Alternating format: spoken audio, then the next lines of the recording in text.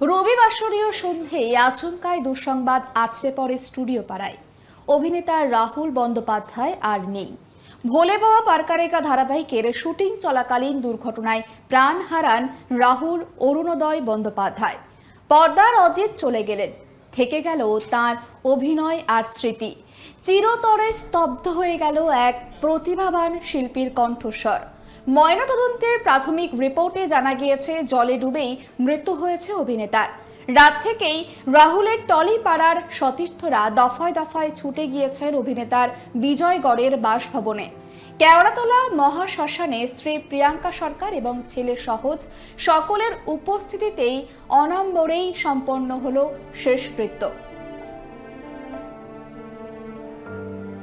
সত্যি মানে কোনো কোনো শব্দ খুঁজে পাচ্ছি না। রাহুলদার চলে যাওয়াটা না মানে মেনে নেওয়া যাচ্ছে না। আর রাহুলদার কাজ দেখে আমরা ইন্সপায়ার্ড হয়ে কাজ করতে এসেছি। রাহুলদার সাথে একসাথে আমরা একাডেমি অফ ফাইন আর্টস করেছি এবং একাডেমি অফ ফাইন আর্টসের শুটিংয়ের সময় আমি আর রাহুলদা সেম রুম শেয়ার করতাম। সারা রাত প্রচুর গল্প, প্রচুর আড্ডা। রাহুলদার বাড়িতেও গেছি এবং শুধু একজন অভিনেতা নয়, একজন ভালো লেখক, একজন ভালো আহ, মানুষ। হ্যাঁ, মানে এটা আমি বুঝতে পারছি না, মানে এটা কি করে হলো, কিভাবে হলো।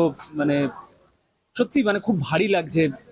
নিজের কাউকে হারালে যতটা বেদনা হয়, আজকে রাহুলদাকে হারিয়ে সেইটা আর এরকম ভাবে, এবং যেখানে রাহুলদা আবার নতুন করে রাহুলদার পার্সোনাল লাইফটাও ঠিক হয়ে গেছিল। আমি যেদিন এই খবরটা পেয়েছিলাম সেদিন রাহুলদাকে ফোন করে কংগ্রাচুলেট করেছিলাম। সহজ কথা যখন রাহুলদা শুরু করলো তখনও আমি রাহুলদাকে ফোন করে কংগ্রাচুলেট করেছি।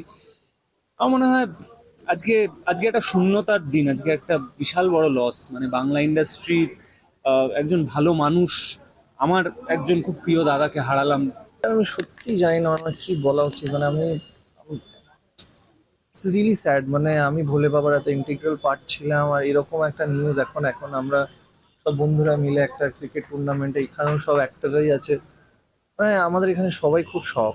আর আমি আমি সত্যি আমি জানি না আমার কি বলা উচিত। মানে আমি আমি যে কি বলবো আমি সত্যি জানি না। জাস্ট ভোলে বাবা আমারই সিরিয়াল, সেরকম একটা সিরিয়ালের শুটিং এ দাদা গেছিলেন, আর এরকম একটা ইনসিডেন্ট। লাইফ যে কতটা আনপ্রেডিক্টেবল না, সেটাই এখন মনে হচ্ছে।